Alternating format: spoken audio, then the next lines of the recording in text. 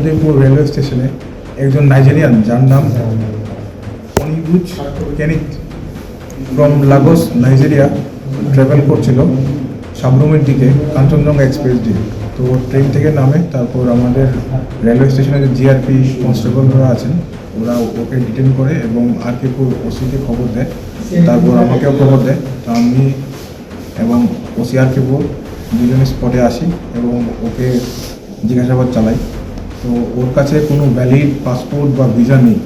ও মোবাইলে আমাদেরকে একটি পাসপোর্টের ফটো এবং একটি ভিসার ফটো দেখিয়েছে, যেটা অ্যাকসেপ্টেবল নয় according to Indian passport act.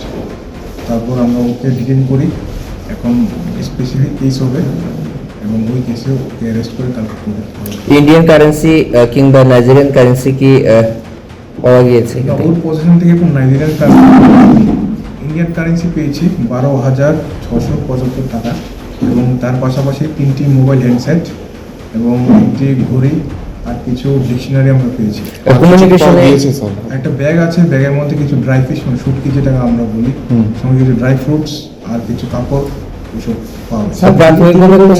তিনি বলছেন স্যার দিল্লিতে তিনি এসেছেন, তো দিল্লি থেকে এত দূরে আগরতলা হয়ে সাবরুমের দিকে যাওয়াটা কীভাবে দেখছেন স্যার? ওনাকে জিজ্ঞাসাবাদ চালানোর পর উনি বললো যে নাইজেরিয়াতে যে আনরেস্ট চলছে, তো সেই আনরেস্টের কারণে উনি দিল্লিতে গত 2024-এ এসেছেন এপ্রিল মাসে। তারপর উনি সাবরুমে যাচ্ছেন, সাবরুমের উদ্দেশ্যে আনন্দ বিহার থেকে ট্রাভেল করেছেন কাঞ্চনজঙ্ঘা এক্সপ্রেস ধরে। ওনার নাকি একজন বোন আছে। এখন এগুলো মিথ্যা কথা হতে পারে আমাদেরকে ঘোরানোর জন্য। এখন কেস রেজিস্ট্রেশনের পর ওকে অ্যারেস্ট করে রিমান্ডে এনে ছোট জিজ্ঞাসাবাদ চালানোর পর আমরা আসল সত্য জানতে পারি। নাম কি স্যার আটক ব্যক্তি? ওর নাম হচ্ছে অনিবুজ কেনিত, নাইজেরিয়ান টাউন। এখন কি আটক করেছেন নাকি স্পেসিফিকভাবে গ্রেপ্তার করেছেন? উনি গ্রেফতার করেছে।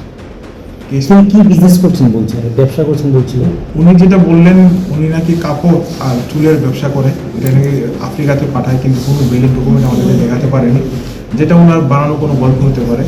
এখন এটা আমরা থ্রো ইন্টারোগেশন করার পর আমরা এটা বার করতে পারবো। স্যার